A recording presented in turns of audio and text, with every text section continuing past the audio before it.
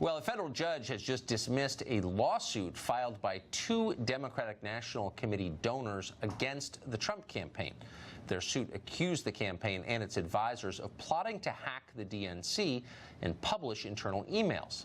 That lawsuit might be on stronger ground, of course, as the DNC had turned its server over to the FBI to be investigated. It didn't. We still don't know where the server is. The FBI has requested it multiple times. We don't even know if the Mueller investigation has taken a look at that server. Many mysteries at the heart of this. But Roger Stone was one of the targets in that dismissed lawsuit. He also wrote the book Stone's Rules.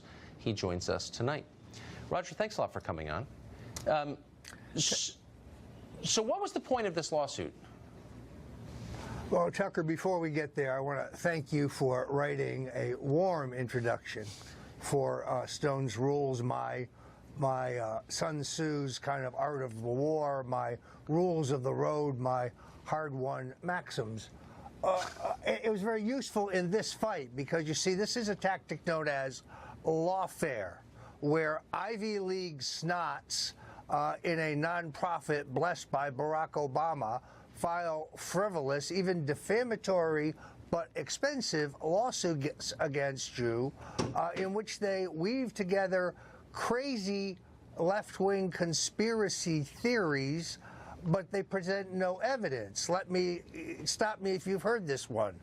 Roger Stone worked with the Russians to hack the DNC and gave the material to Julian Assange, WikiLeaks, Donald Trump, take your choice. It's a fairy tale. They presented no evidence of this fairy tale at court. Now, it is true the lawsuit was ultimately dismissed on jurisdictional grounds, but it proved, if you read the judge's questioning, she laughed at them in terms of a conspiracy. Recognize, Tucker, I was being sued not for defamatory speech or false speech or hate speech, but for constitutionally protected speech when I commented on something WikiLeaks had already published. So do we know, let's just go back a little bit to the core of the story, which is the server, whose contents did wind up on the internet and in newspapers. But I don't think we have ever seen proof of how that happened. Where is the server in question?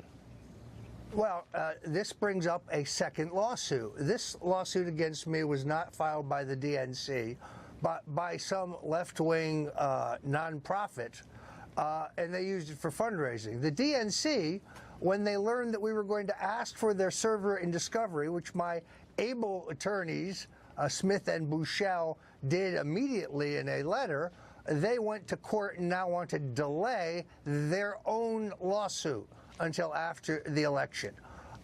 You know, this is outrageous because their lawsuit against me, against the Trump campaign, against Jared Kushner, against Julian Assange, against the Russian state, against WikiLeaks, against the Republican National Committee, against Bozo the Clown, I mean, it's a for-show lawsuit, would have opened the doors to see those servers. Now they're not in such a rush to go to discovery.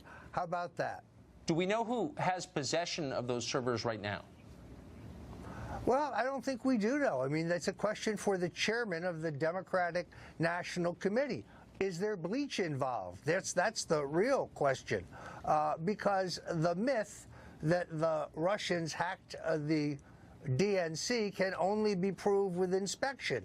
We know that there's substantial forensic evidence cited in an excellent story in The Nation magazine that points to, based on download speeds and other computer jargon that I recognize a few experts in, Bill Benny, Ray McGovern, and others, more likely this data was downloaded to a thumb drive, portable drive, and spirited out the back door. Well, it sure seems that way. At a minimum. But we have no idea. As far as I can tell, we called over the DNC today. We don't know where those servers are. We will find out, I hope. Roger Stone, thank you very much.